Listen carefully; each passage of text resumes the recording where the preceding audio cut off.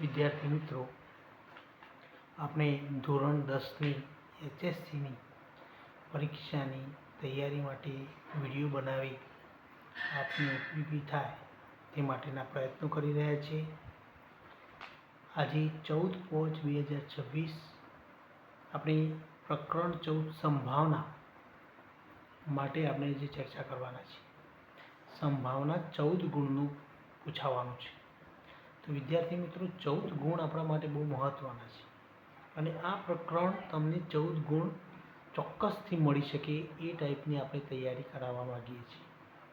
તો આપણે સૌપ્રથમ સંભાવનાની અંદર બેટા આ જે સૂત્ર છે એ સૂત્ર બરાબર તૈયાર કરી દેવાનું કે કોઈપણ ઘટના એની સંભાવના, કોઈપણ ઘટના હોય, એ ઘટના હોય, બી ઘટના હોય, સી ઘટના હોય, કોઈપણ ઘટના હોય તો ઘટના એની સંભાવના, તો ઘટના એની સંભાવના હોય તો આપણે લખીશું કૌંસમાં P ઓફ A. જે ઘટનાની સંભાવના હોય એ આપણે કૌંસની અંદર લખીશું. જો અહીંયા ઈ ઘટના હોય તો ઘટના એની સંભાવના P ઓફ E લખવાનું. ઘટના એની સંભાવના તો P ઓફ A બરાબર ઘટના એના ઘટકોની સંખ્યા ભાગ્યા કુલ ઘટકોની સંખ્યા.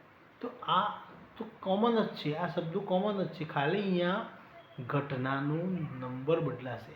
ઘટના બી, ઘટના સી, ઘટના ડી. બાકી સૂત્ર બરાબર તૈયાર કરી દેવાનું. આ સૂત્ર પ્રમાણે જ આપણે આખા પ્રકરણની અંદર દાખલા ગણવાના છે.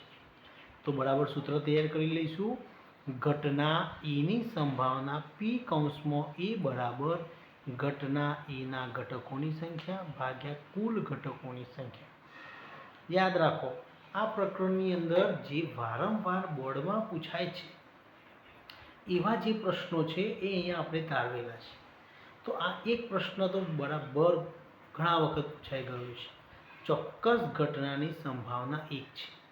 કોઈ પણ ચોક્કસ ઘટના હોય, દાખલા તરીકે સૂર્ય પૂર્વમાં ઉગે છે, ચોક્કસ ઘટના છે, તેની સંભાવના 1 થશે.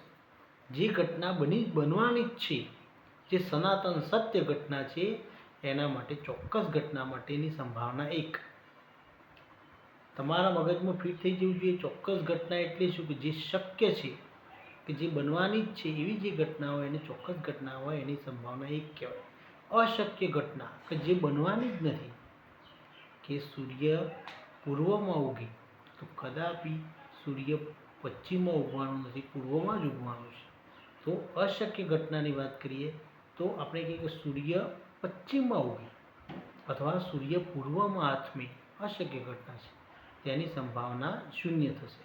100 ગુણનું પેપર હોય અને આપણે કહીએ 102 ગુણ આવવાની સંભાવના, તો 100 ગુણના પેપરમાં 100 ગુણ આવી શકે પરંતુ 102 આવવાના નથી. માટે આ ઘટનાની સંભાવના આપણે 0 લેવાની. પછી ત્રીજો આપણે ખાલી જગ્યા માટે લખ્યું છે કે કોઈ પણ ઘટનાની સંભાવના ઋણ ન હોય. ઋણ એટલે માઇનસમાં ન હોય. જો તમને માઇનસમાં કોઈ ઘટનાની સંભાવના આપી હોય અને ખરું છે કે ખોટું, તો તમારે એ વિધાન ખોટું લખવાનું. કારણ કે કોઈપણ ઘટનાની સંભાવના 0 અને 1 અથવા એની વચ્ચેની હોય પરંતુ માઇનસમાં ન હોય. હવે કોઈપણ ઘટનાની સંભાવના કેટલી હોય? તો 0 હોય અથવા 1 હોય અથવા એની વચ્ચેની. એટલા માટે 0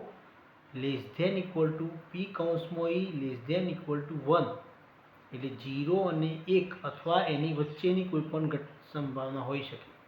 0.1, 0.5, 0.50, પરંતુ 1.1 નહીં હોય, 1 સુધીની હશે. 1 થી નાની સંખ્યા હશે, 0 થી મોટી હશે. એટલે 0 અને 1 અથવા 0 અને 1 ની વચ્ચેની સંખ્યા. એટલે આ સૂત્ર આપણે બરાબર તૈયાર કરીશું. અને એક 5મા નંબરનું ખાસ અગત્ય, P of E plus P of E બાર બરાબર 1. એટલે ઘટના E અને ઘટના E નથી, બંને વિરુદ્ધ ઘટનાઓ, એનો સરવાળો હંમેશા 1 થાય છે. પ્રયોગની તમામ પ્રાથમિક ઘટનાઓનો સરવાળો 1 થાય. પ્રયોગની જેટલી પણ ઘટનાઓ હોય તે તમામ ઘટનાઓનો સરવાળો હંમેશા 1 થાય છે. હવે આટલી ખાલી જગ્યાઓ તમે બરાબર તૈયાર કરો. આમાંથી 100% એક ખાલી જગ્યા પરીક્ષાની અંદર ચોક્કસ પૂછાશે. હવે આપણે સ્વાધ્યાયની અંદરની વાત કરીએ તો સ્વાધ્યાય 14.1 એની અંદરથી જે દાખલાઓ વારંવાર પૂછાયા છે એવો આપણે દાખલા નંબર 8 લઈએ છીએ કે એક થેલો છે, એ થેલામાં 3 લાલ અને 5 કાળા દડા છે.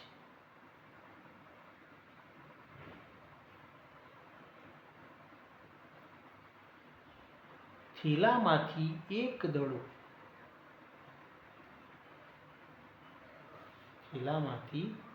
દડો યાદચ્છિક રીતે બહાર કાઢવામાં આવે છે.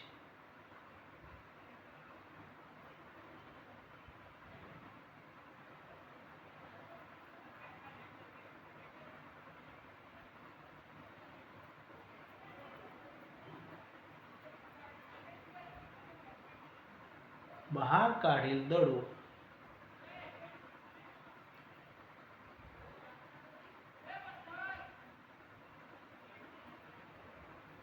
એક નંબર છે લાલ હોય,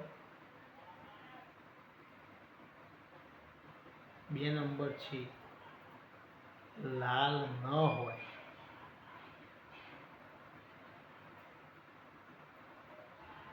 તેની સંભાવના કેટલી?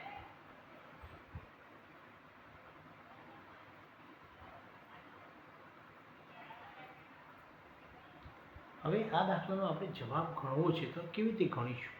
તો જુઓ, આપણે લખ્યું કે થેલાની અંદર આ એક આપણો થેલો ગણી લઈએ. આ એક થેલો છે. આ થેલાની અંદર 3 લાલ દડા છે અને 5 કાળા દડા છે. એટલે લાલ દડા 3, કાળા દડા 5. કુલ જે દડા થયા, કુલ દડા કેટલા થયા? તો 3 + 5 8 દડા થયા.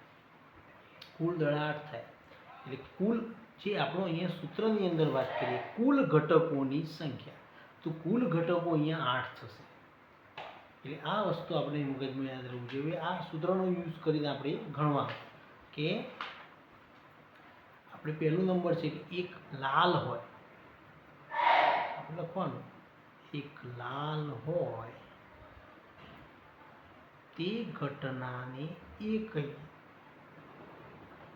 લાલ હોય તે ઘટનાને એ કહીએ. તો P of A બરાબર ઘટના એના ઘટકોની સંખ્યા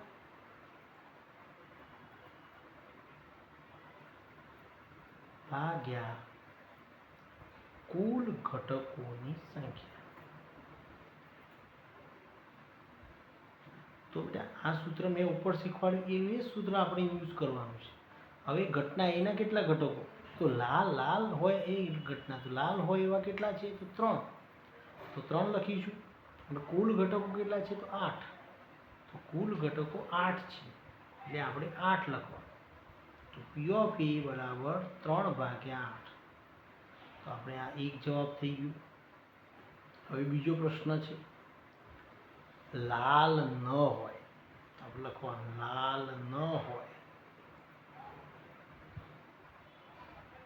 તે ઘટનાને બી કહીએ.